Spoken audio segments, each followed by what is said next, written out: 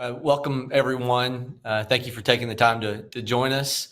I want to start, if you would bow your heads with me, I want to start with a prayer. Lord, we're grateful for our nation. I heard the most simplistic prayer pronounced the other night, where someone just said, Lord, don't let us lose our country. Lord, don't let us lose our country. Give us the wisdom for all of us that are in positions of influence, for all of us that are citizens, this country that you have given to we the people. Let us be people that are upright in our heart, and that we would be led according to the righteous standards that you've set forth, and we would be a people that you will bless because we adhere to your statutes. So we ask your blessing on this call. Let us learn from one another in gentleness and kindness. Let us be open and teachable in the name of Jesus. Amen. Um, so I'm grateful to you. We're going to get to questions in a minute to prep you so that you feel like that we've taken the best utilization of time to hear from you and not just me sharing information from my viewpoint. Get ready to press *3, and that's how you can then submit your questions. So let me just kind of run through the recent happenings up here. Many of you would, if you don't know or need to be in the know of where I voted on the debt ceiling agreement. I was a no vote. It was a split kind of vote among the Oklahoma congressional delegation. I joined Congressman Kevin Hern and Senator Langford. They were also a no. Let me give you my rationale as to my no vote. Many of you, if you've joined us before or if you've heard me in the last year, what prayerfully prompted me to run is because I am convinced that the debt and deficit loading that will cause us to overspend by 1.5 trillion, according to the Congressional Budget Office, 1.5 trillion this year. That's the size of our gross national debt 40 years ago. I use that because it's important for some who may have been paying attention 40 years ago uh, to, to see how fast this problem's gotten out of hand. So in 1983, 40 years ago, the size of our gross national debt was 1.4 trillion.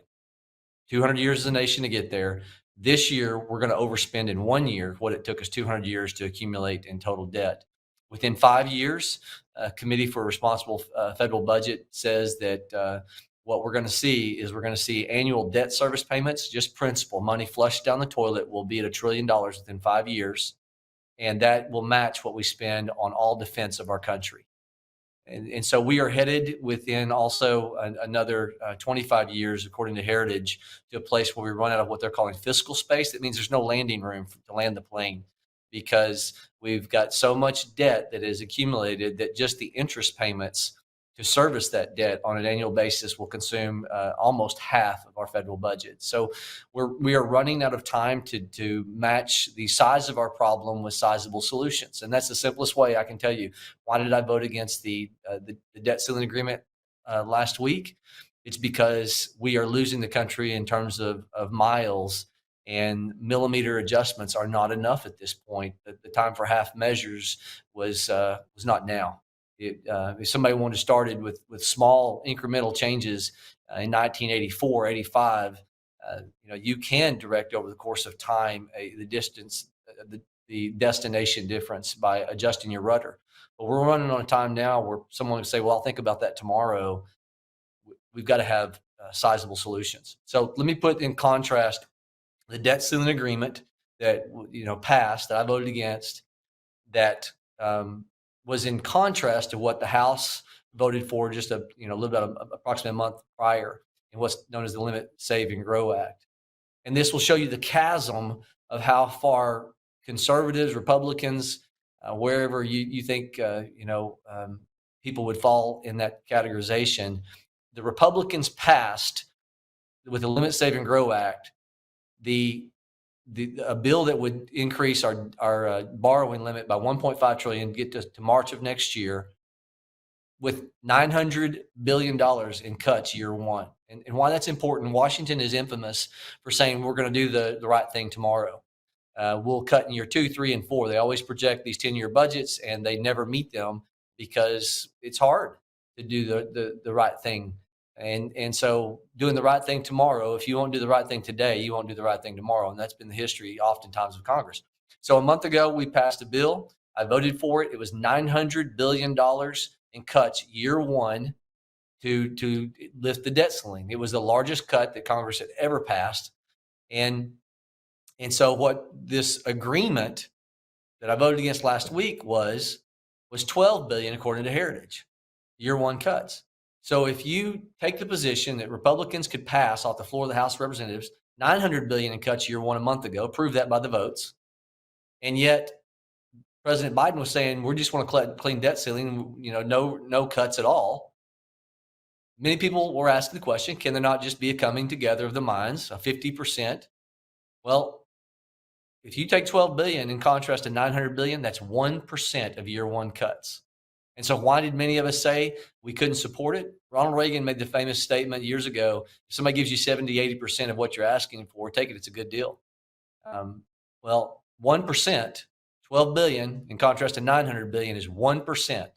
And so that's why many of us said, no, this was not a true negotiation getting to something that is sizable. Also, and I'll open this up for questions. I want to get to your questions. There were 8 different policy procedures that Limit, Save, and Grow Act had to return us to energy dominance, claw back the 87,000 IRS agents, to do true work requirement reform. Most of those 8 different massive policy changes were jettisoned for the most part.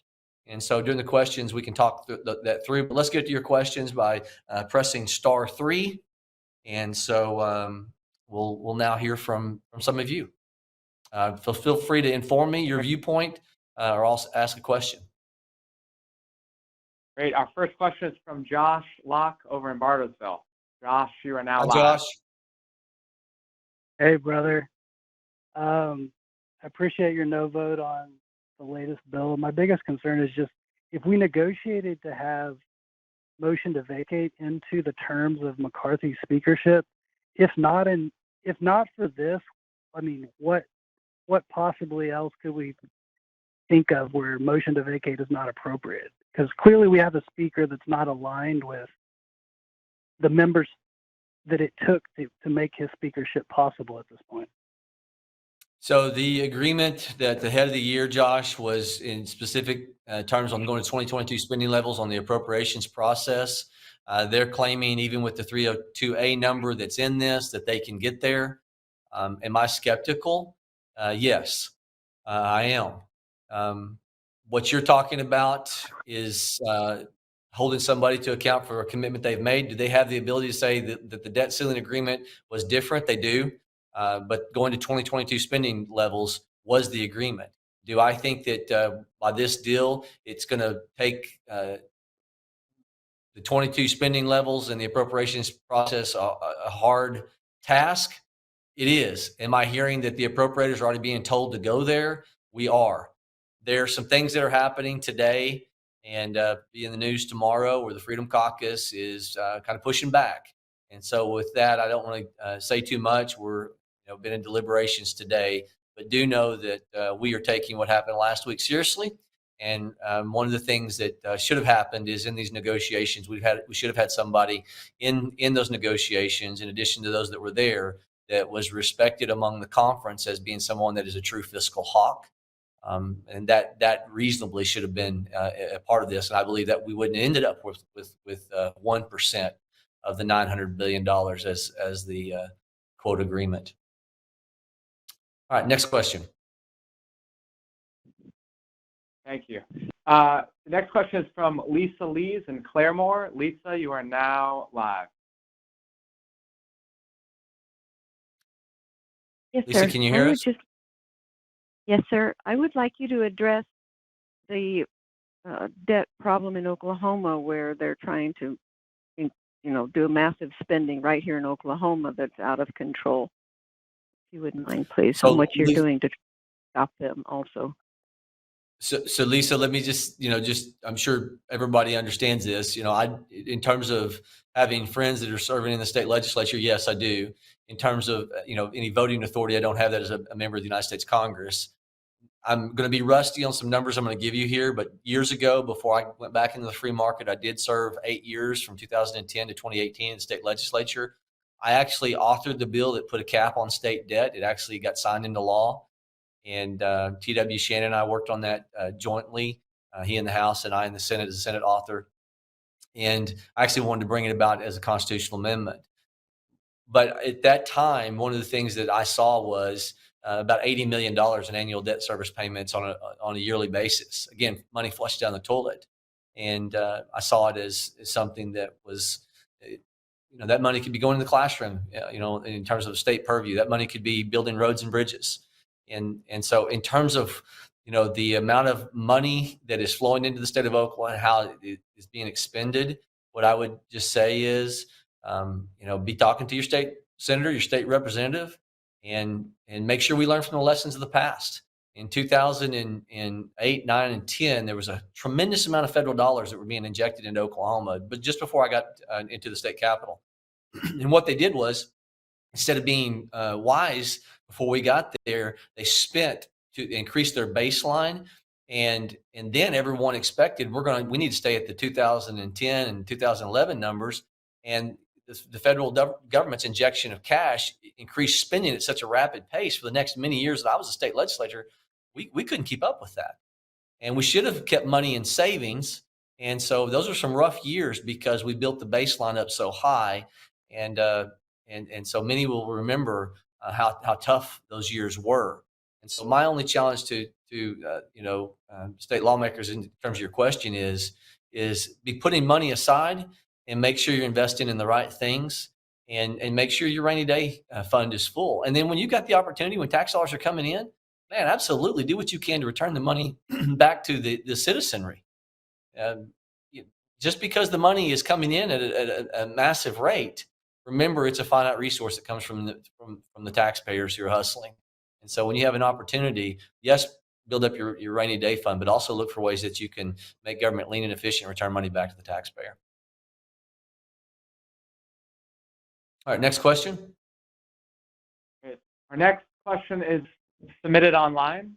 The question is, how do you plan to vote on the pistol brace bill, and what are your thoughts on that? I plan to support Andrew Clyde. That's in part of the consternation today is we want to make sure that bill moves and that bill is supported off the House of Representatives. And I think it's ridiculous that you see consistently those who sit in cubicles making decisions without a vote of Congress. And it's one more rule every week and try to make lawbreakers out of people who have been following the law. And the Second Amendment is very clear. I have great issue with the amount of federal laws and just the thumb in the nose at the simplicity of in order to maintain a well-armed militia, the right to keep and bear arms should not be infringed. It's pretty simple. You don't have to be a lawyer to figure that out. And our founders put that in there as number 2 for a reason, to make sure that that we kept tyranny out of the land. Our next question is from Frank Acker in Idabel. Frank, you're now live. Hi, Frank. Hey, Josh. Hey, listen, you ready for a question? Yeah. All right. Hey, listen, I agree with you wholeheartedly. I've got 7 grandchildren, and I don't want them to have to pay for all the screw-ups we've had during our lifetime. So hang in there, buddy. Vote no when you need Thanks. to. Well, thank you. One question would be concerning China. When are we going to continue to let them threaten us without doing something back to them? Yeah. Well, thank you. And let me just say this. I want to find solutions in D.C., right? I believe in finding solutions. But I think it's important for people to understand, if you go back to the Federalist Papers in Federalist 73, Alexander Hamilton, who wasn't the most conservative of our founding fathers, he was not. But he was a part of the 3 that helped write the Federalist Papers and informed the states about adopting the U.S. Constitution. In Federalist 73, what you'll find is Hamilton says, we made this complicated to have a Senate and a House who has to pass both chambers and to have a veto power of the president. And what he goes on to say, if you read Federalist Paper 73, is, did we know that this was going to be difficult to get good legislation passed? Yes. We were willing to sacrifice good legislation in order to keep stability, to keep the bad legislation from advancing. So our founders set up this system in Washington, D.C. Keep in mind, we were to be a limited government. And the 10th Amendment is designed to put most of the details of governance into the hands of states. But because Congress, for many, really in the last 100 years more so than any other time, has perverted those 18 enumerated powers of Article 1, Section 8, and has not abided by the 10th Amendment. Once we got a United States senator starting to be elected by the people instead of what used to be the state legislatures, prior to the 17th Amendment, you had these state legislative bodies that were watchdogging to make sure the 10th Amendment was adhered to, because they selected the United States senator, and our founders intended it that way, to maintain the power of the states. What's happened now, post the 17th Amendment, is we see that there is a wide amount of power that's been brought into the federal government. I've shared this a lot. There's a book called Restoring the Dream that in 1900, on page 217 of Restoring the Dream, it shows that in 1900 that 60% of all tax collection and tax spend was on the local level, only 20% was on the federal level. But by the time we got to the 90s, 67% of all tax collection and tax spend was on the federal level, only 20% was on the local level, to the point that Washington continuously is gobbling up more power at the expense of state and local governments, instead of giving people the power, which is where we go. The prescription for reform in America, for our debt, for the theft of liberty from our kids, is to return power and decision making back to the states. And Frank, the second part of your question, remind me again, because I want to make sure I hit the second part. I see on the news where the Chinese are becoming more and more aggressive from the military standpoint. How long are we going to put up with that? Yeah. So look, the part of the Limit, Save, and Grow Act, one of the most dynamic things of Limit, Save, and Grow we passed a month ago was to try to claw back the green energy tax credits. So let me tell you how this plays into China. The green energy tax credits that came in the Inflation Reduction Act by this administration, by the Biden administration, by the Democrats, just a little over a year ago, what they brought into effect was this subsidization, taking your tax dollars to subsidize unreliable, mostly wind and solar energy, and electric car batteries, moving us to the electric. Why is that important for Oklahoma to probably to a greater level than any other state? The Energy Information Administration says if we didn't claw back those green energy tax credits, massive billionaire giveaways to those that embrace the left ideology, the Church of Nature, radical climate ideology, that the Energy Information Administration says by 2050, with those green energy tax credits remaining in place, 60% of America's electric grid will be wind and solar. Now think about the lack of reliability, what we saw in Texas a few years ago. 60% of our electric grid will be wind and solar. But now I want you to also think about when the Inflation Reduction Act and the green energy tax credits that are going to electric batteries, between mining the critical minerals, cobalt, lithium, et cetera, 60% found in China, to 80% of the refinement of those to create that technology, to moving us to electric. We're empowering a country that we're in economic warfare with, China. So whether it's the solar power, the panel industry that's got so much ties to China, with so much of the electric car manufacturing tied to the Chinese innovation, we are giving away 400 years of fossil fuels underneath our feet because of this just radical adherence to climate alarmism. And we're handing China not only our energy grid, but we're also handing them national security if you walk down the path that I'm talking to you about long term. And so we're fighting with our hands tied behind our back.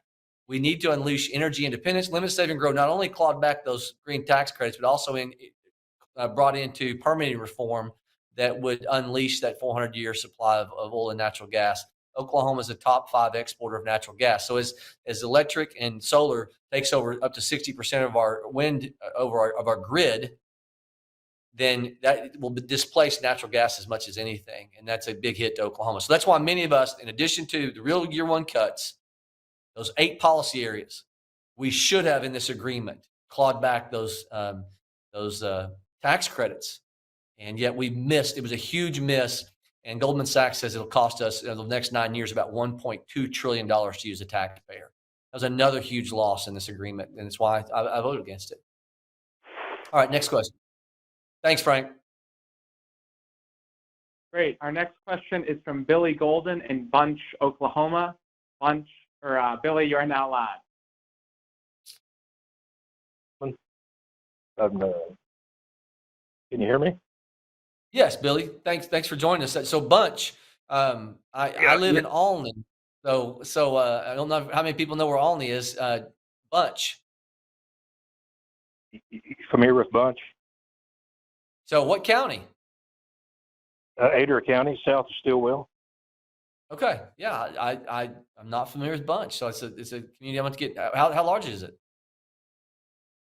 It's just a little spot in the map. It's got a post office. That's about Okay. all. That's about like anyway, Alney and Clarita. Yeah. I just wanted to make a little bit of statement, then I've got my question for you. I'll make it brief. You bet. My wife just recently flew back from South Texas to see her sister. And when she was going through the airport, they raffled through her bag, and she had some magnesium powder in that. She even took it out there and tested it like, she had drugs or something. And, we just recently retired, both of us. And she's a retired registered nurse, and I'm an Air Force veteran. And I just recently retired with 33 years of law enforcement. Wow. And,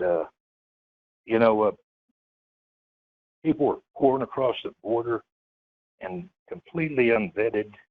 We don't know who it is, who's coming across, these illegal aliens.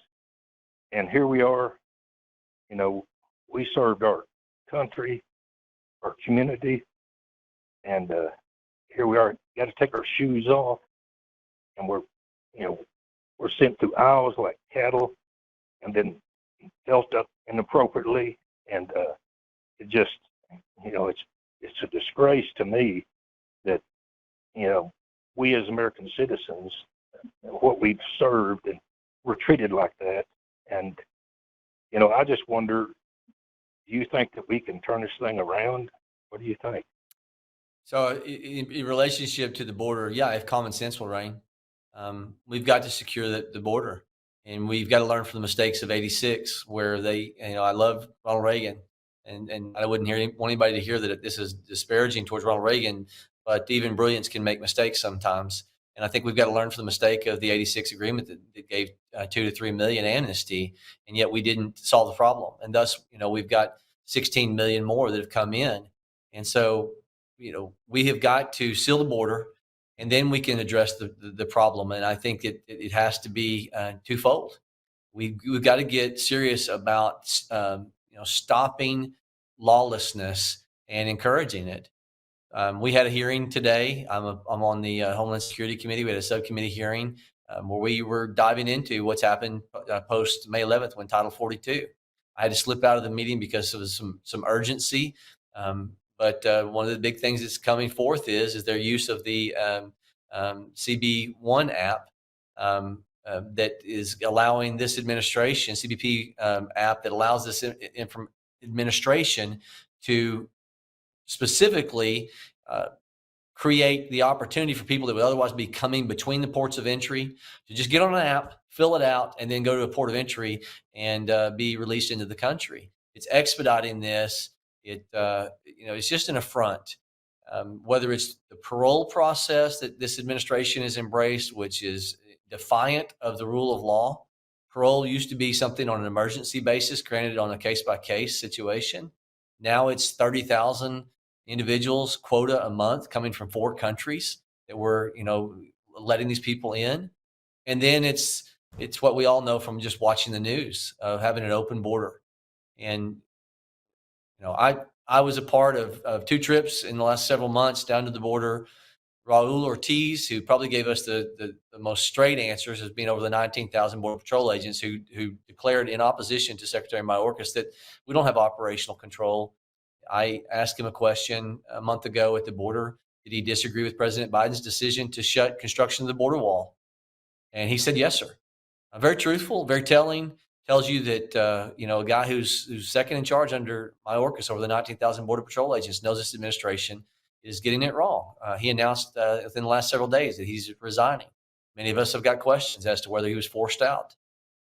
So, yes, is there something we can do? We passed a bill last month that was the most conservative border bill that we have ever passed out of Congress by many people who've had the opportunity to review it.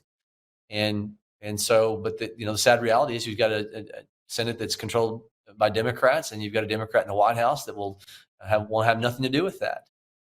So, look, if we're going to change what's happening at the border, we got to be poised. We got to be prepared. Do we need to get a Republican in the White House? Do we need to get a Republican in control of the Senate? Absolutely.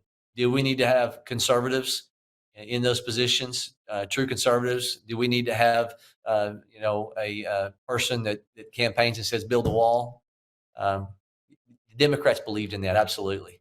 What is it, 2006, that the Democrats used to believe in that concept, and it becomes a political theater, football to kick. But even Joe Biden voted for the Secure Fence Act of 2006, and when he was VP under Obama, they put a 150-mile border wall, and because they know, like the Border Patrol agents know, that it makes their job more efficient.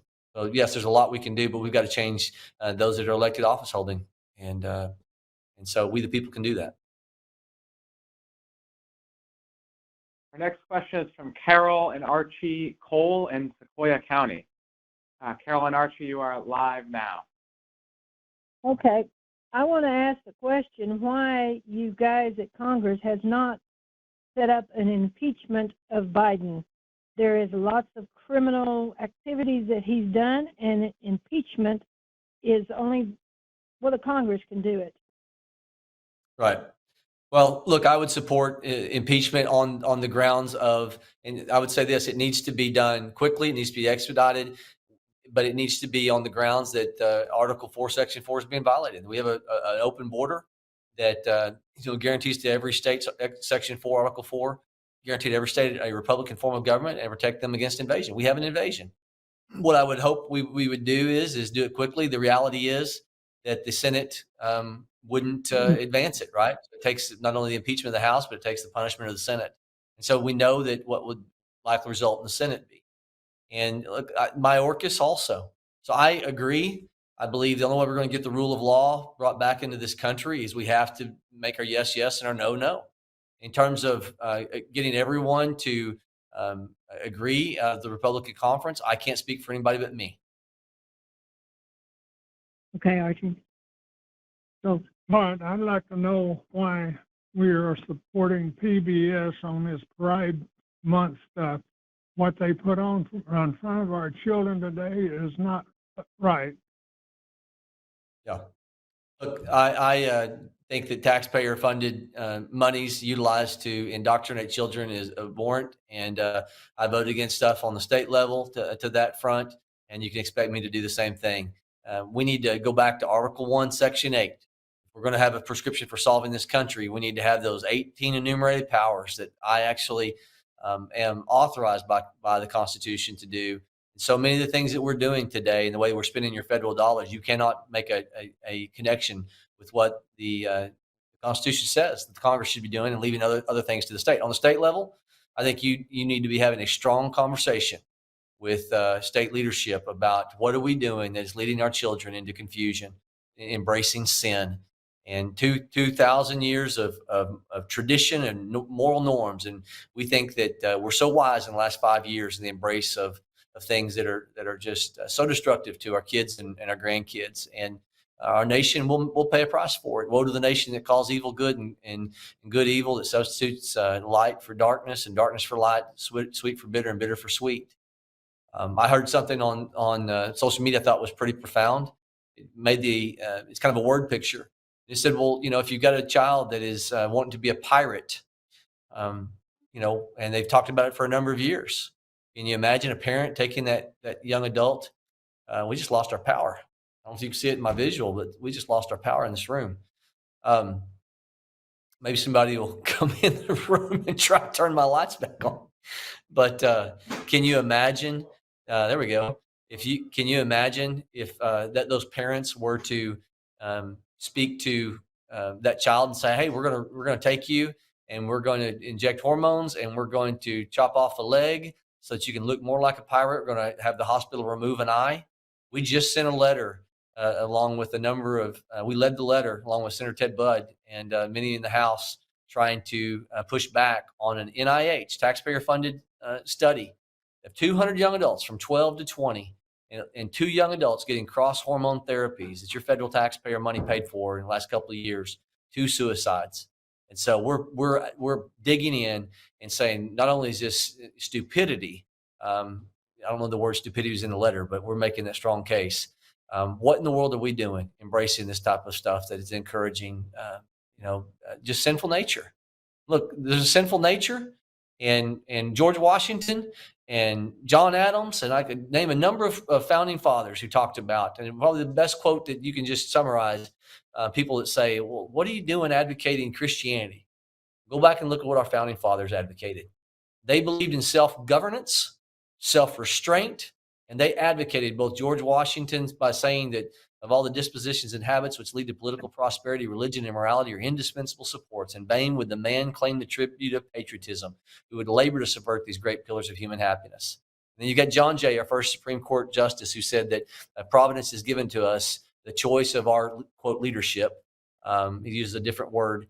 And it's our duty as well as our privilege of this nation to select and prefer Christians for those leaders. And then you've got John Adams, second president of the United States, who said our Constitution was made only for a moral and religious people. It's wholly inadequate to the government of any other.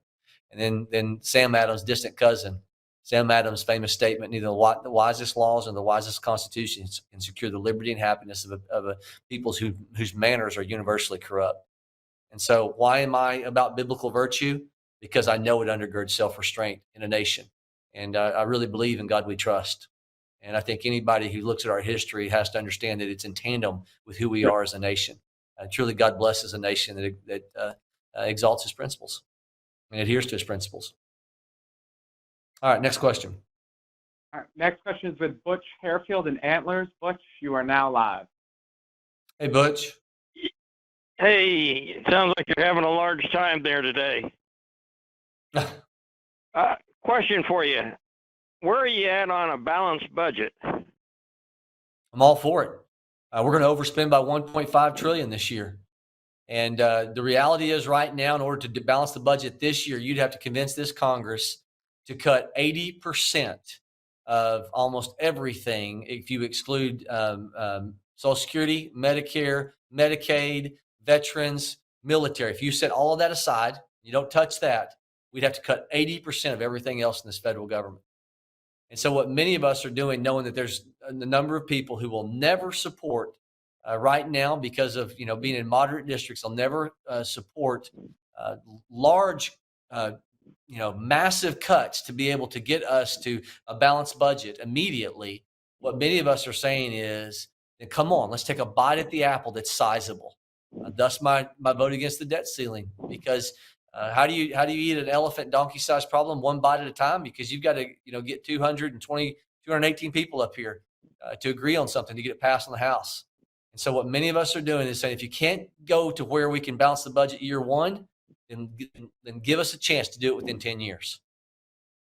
That's a sad reality of where we're at in terms of overspending that's accumulated for 40 years. Everybody talks a good game. But it's easier to spend people's money than it is to come up here and have a message of we've got to cut. It makes sure our children inherit the blessing of liberty. Yeah. Now, where are you at on term limits?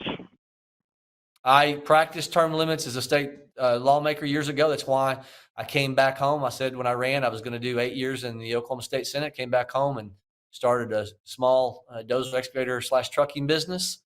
And then in 2022, I ran for Congress, and I said the same thing, that I would serve a maximum of 8 years in the United States House of Representatives. So not only do I support it, I've practiced it, and you'll see me practice it again if God, grants that I am given, 8 years.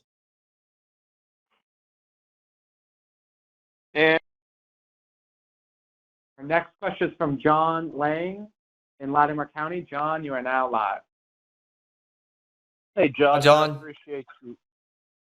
Hey, how you doing? I appreciate you Good. trying to make Congress balance their checkbook like we have to. But anyway, would like you to explain to me and the others listening, if we did go ahead and refuse to raise the debt limit, can you explain to us, because we got money coming in July, right? Yeah, From massive amount that taxpayers. comes in June. Keep going. Yes, So, okay, massive amount will come from in June June, because of okay. April 15th. Okay, so what actually would be the result of saying, no, we're not going to raise the debt limit? Can you explain that Yeah, to us? you're where, yes, you're where I was at, and I'm grateful that you've been paying attention. So on average, we bring in anywhere from 450 to 500 billion on average per month into the Treasury. And so keep in mind, why did they use the word default all the time with the media? Why did they use it continuously? Because they use it because it injects fear and it wraps up this narrative to get people to believe the sky is falling. Keep in mind, we've not had a default in recent history. That's the first point to make. We've not had a default in recent history. Yeah, we've had 20 different government shutdowns. And so what most likely was going to happen, 20 different government shutdowns since the Ford administration. You had 8 government shutdowns under the Reagan administration. You had a 16-day government shutdown under the Obama administration. You had a 21-day government shutdown under the Clinton administration. And most people don't remember, we had a 35-day, the longest one, 35-day government shutdown in the winter of 2018, 2019 over a $5 billion impasse where President Trump was rightly saying, I need $5 billion to go secure the border. And it was a 35-day government shutdown. So what typically happens is the money that comes in, right? Because money continues to flow in because last winter they created a budget and that budget would continue until October 1. And so the money would continue to come in. About of that $450 billion every month that comes in, about 50 billion on average is retired those treasury notes that have to be retired on a monthly or once they mature. And then the interest payments, another 50 billion. So we would have money coming in. Then you force Congress to prioritize. In 2011, 12, when this got into a very similar situation, Barack Obama told his Treasury Secretary, we know by the memo, you will retire those Treasury notes. The 14th Amendment of the U.S. Constitution says the public debt of the United States, or the validity of the public debt as authorized by law, should not be questioned. And so I will contend, I think anybody who reads the Constitution, that if the President of the United States wants to make the decision to get us into default by choosing to not prioritize, that would be on the President of the United States. But think about when we've had government shutdowns. What typically happens is people go on a furlough, right? They get paid eventually. It's just a delayed payment for the number of days of the government shutdown, essential versus non-essential. Thus, they shut down the national parks. We've seen that. And, the question is, at what point are we really going to get serious about solving the nation's problems? If every time it comes up to something that's uncomfortable and we go, man, that's just uncomfortable. It's tough. I contend that our kids and our grandkids are worth fighting for. And so every time in recent history, it seems like we come up against these tough things and we never do the hard things. We live in the short term and forgetting the long term. So once again, we're being lied. Yeah, so you may have gotten cut off. I'm sorry if you got cut off there. But yes, the narrative is designed by the media to do the sky is falling. And if you go back and just Google what I said, it's amazing how history repeats itself. And you go back and you Google, and the same narrative media runs with default, default, default versus using government shutdown and telling you the true history that I just recounted to you. Because it fits their narrative, right? It fits their narrative of let's just continue the status quo. Scarlett O'Hara, I'll think about that tomorrow. Forget our kids and our grandkids. Forget, that we're headed to a fiscal cliff. Let's just take care of us. There's a scripture in the Bible where Hezekiah is a king in I think it was Judah, maybe in Israel, but I think he was king of Judah. And he brought people in to look at his treasury. And someone came and spoke to him as inspired by the word of the Lord and said, you shouldn't have done that. You shouldn't have showed them all that's in your treasury because they're going to carry off all this treasury that you showed them, basically. And his comment, as recorded in where it's at, 1 Kings, 2 Kings, 1 Chronicles, 2 Chronicles, his response was, as long as it's good in my lifetime. That's a sad reality. It's human nature. As long as it's good in my lifetime, forget my kids and my grandkids. I think we're better than that. Today, if you think about, the celebration of what happened in World War II today is making national news and the sacrifice of that greatest generation, storming the beaches. What was that about? It was about putting others first. And if we'll embrace the sacrifice of the greatest generation, our country has a chance. Next question is from Betty Jones in Durant. Betty, you're now live. Hi, Betty. Hi, Josh. I met you once when you were running for the state, and I voted for you. But that has nothing to do with my question. But back Well, to thank you. the debt ceiling. If you need to cut a lot of that money that's spent, to me, on programs that are probably a pet program from someone, or I Right. know you're over with lobbyists up there with their pet Right. programs. And then they get to talking about, well, if we have to go cut spending, we'll start cutting. The first thing they mention, Social Security. And that Yeah. just burns me up. I'm sorry. Why Right. can't you cut some of that spending that goes to some of these lobbyists and pet programs that people put forth? To me, there's probably a lot of junk spending Yep. that if Hey, they would look, cut it out, I tell you, you might not could if balance we, the budget, but it could sure help. so if we'll get serious about returning to the prescription of Article 1, Section 8, again, I mean, you send people to Washington, D.C. I would say that there's a lot of people who don't think about the Constitution. And so, in my conscience, I've got to be one of those people who, if I swore an oath to defend the Constitution against all enemies, foreign and domestic, then I think upon every member of Congress, they need to be asking themselves, if what am I voting on? Is it just because it's become the norm, or is it because it's constitutional? So, to your point, so many things that are up here that are continuing to receive funding aren't constitutional. They don't match Article 1, Section 8. And so, if you were to set again Medicare, Social Security, defense of our country, which look, four of the 18 enumerated powers are about defending this country. It's amazing how defense of our country and spending on defense of our country as a percentage of our budget has been greatly reduced over the years because we've gotten into spending, outside of those 18 enumerated powers. I'll set that aside. But let's just say if you set aside Medicare, Social Security, for veterans, defense of our country, I'm missing a few there. Like I said earlier, it's 80% cut, then you got a chance to balance the budget. The question is, do we have the courage up here to do it, to be constitutional? Sadly, that is lacking right now. Look, it would be painful.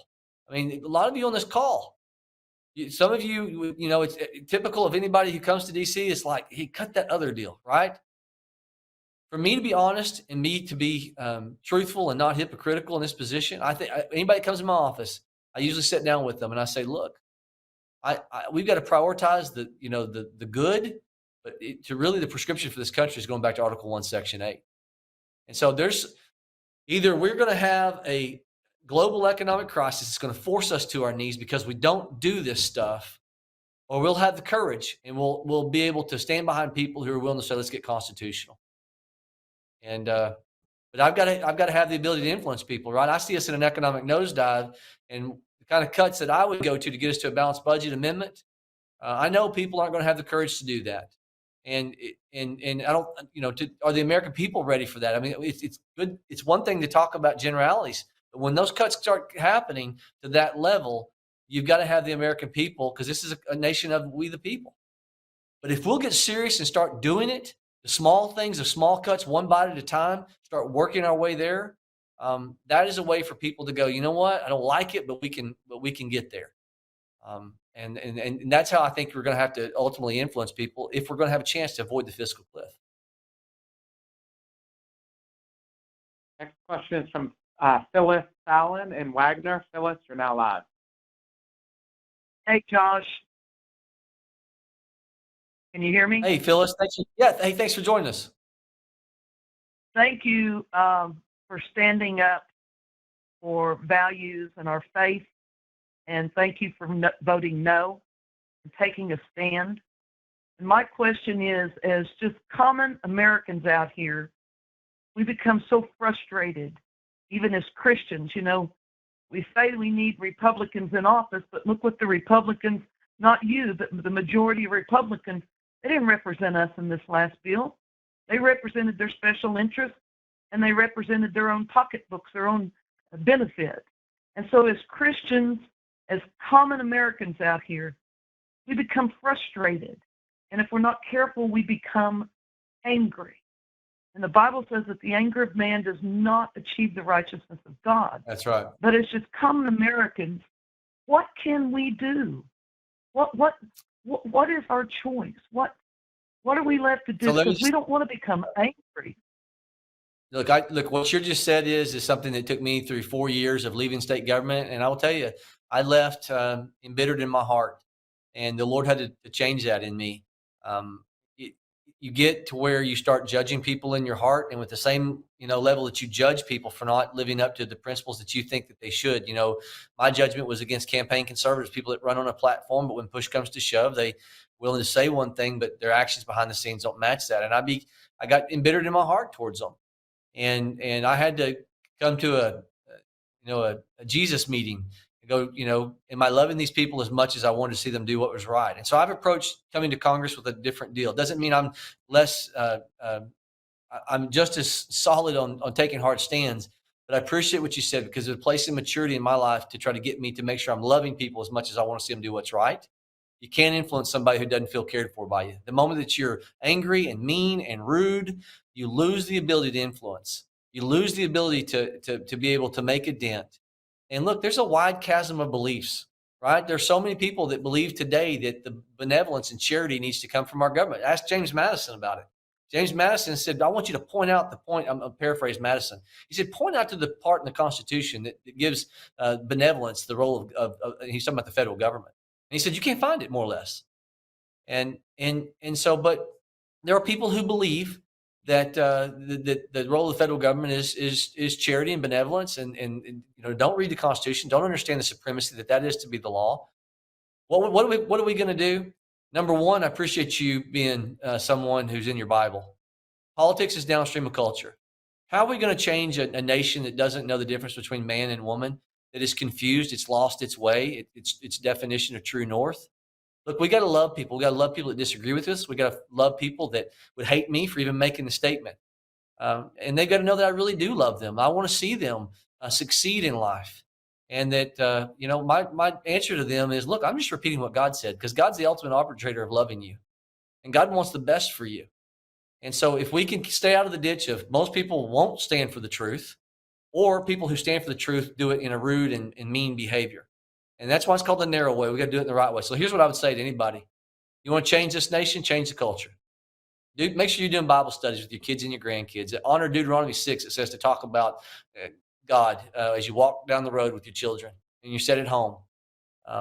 If you'll raise your children into righteousness and self-restraint, biblical virtue, we'll turn this country. Politics is downstream of culture.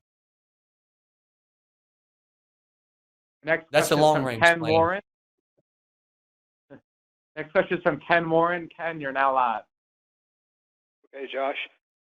Hey, Ken.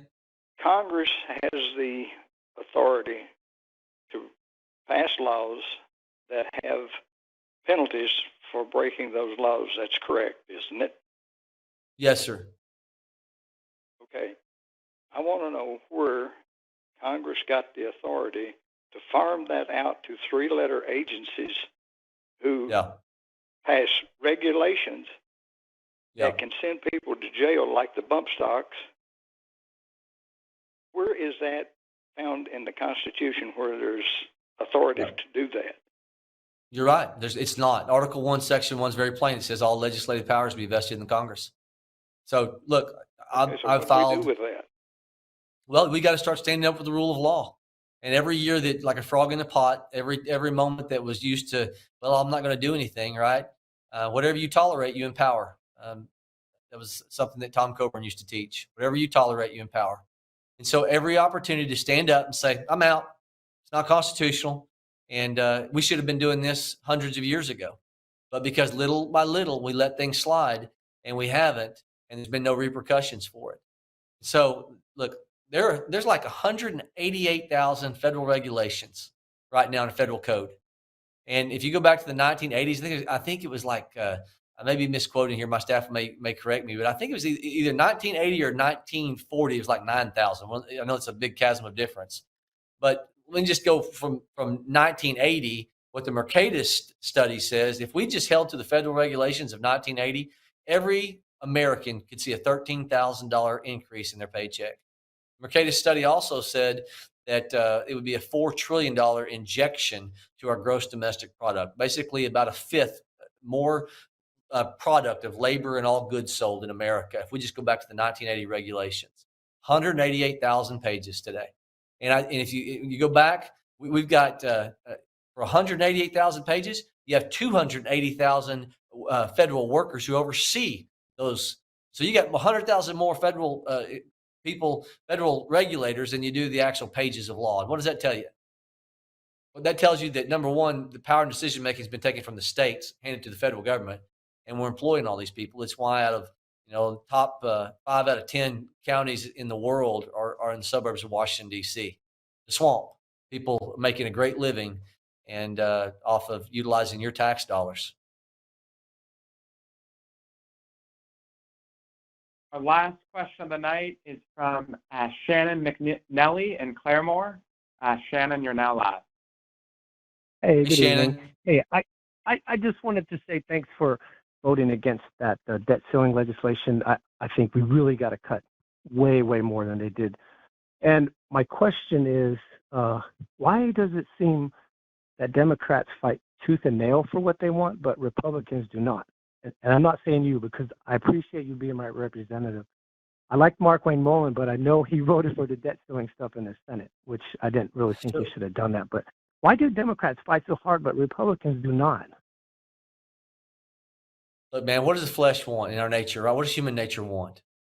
Right? We want to put out less effort. We want to expend less energy, and we want somebody to do for us where we don't have to, right? That's natural. And so how is it that Democrats have been so good at courting their base, the liberals? I don't say Democrats, because I don't want to lump every Democrat into this. But how have the liberal ideology that's reigning and ruling in the Democrat Party today, how has it been able to get people into a dependency culture to the level that it has? It's because it offers them free candy, right? Free candy. And it takes maturity. By the time you get older, you're like, oh, that sure tasted good, but boy, the impact on my body, right? And so how do you combat the free candy? Well, the tough thing for us as conservatives, we got to start telling people, you got to start buying vegetables. If you want to get rid of tooth decay and a heightened risk of heart disease and diabetes, you got to start buying vegetables. So it's a tough sell, but it's the truth. And so in the natural man, we want what we want. And so people can get much more enthusiastic about something that's fun and easy until you become more seasoned and more mature. And that's the greatest threat, right? Abraham Lincoln said the philosophy in the schoolroom in one generation will be the governing philosophy in the next. It's why, I so appreciate what Ryan Walters is doing and pushing back against this hypersexualized culture. God bless him for pushing back against that. And I agree. The stuff that's coming into our classroom that is just undermining biblical virtue. It's undermining the value of work. It's undermining what made America great. And if we can make sure that the philosophy in the classroom, the philosophy at home, look, I don't want to take it and put it on the back of teachers only. Parents have got to start raising our kids. The things I'm doing are trying to adjust things very much in the short term. Parents and grandparents, we've got a long range plan to save America if we'll start raising our children and with virtue. So look, we're fighting natural man, natural tendencies, and what we're talking about is a lot harder sell. Well, I think it was said that this was the last. Let me check my notes here. Appreciate you guys for taking the time to be with us. You can learn more about us in terms of getting information on where we're going to be at for live town halls, or if you want to send me a letter and tell me, hey, I disagree with your comments. I didn't get a chance to get my question posed. What do you think about this? Go to brecheen.house.gov, BRECHEEN, brecheen.house.gov. And you can visit our Facebook page. You can sign up for our newsletter to stay informed of what we're going to be doing town halls. Go to brecheen.house.gov to do that. We send out newsletters pretty frequently to tell you what we're working on, so you can stay informed or join our Facebook page. God bless you. And in sincerity, as much as the simple prayers I opened up with, it was so profound when I heard another member of Congress just pray this over dinner the other night. God, don't let us lose our country. I know God is just as is more impressed. If you think biblically, if the Bible says He's not worried about how many flowery words we put up there, but just the simplicity of our heart. And so may all of us, as we leave here tonight, if your heart is towards the Lord, be asking Him, God, don't let us lose our country. Let us have a great awakening. And what Reagan said before his famous Rendezvous with Destiny speech, our nation is hungering for a spiritual revival. And that's what he said. That's what Reagan said. Our nation is hungering for a spiritual revival in his famous Rendezvous with Destiny speech, where he said that we can be a shining city on a hill or a byword among the nations. It's our choice. And he was actually quoting John Winthrop, who stood on the decks of the Arabella in 1630 and said the same thing, basically making a prophetic declaration over what this country's destiny could be. Blessed is the nation whose God is the Lord. Hey, God bless you. Thanks so much for joining us.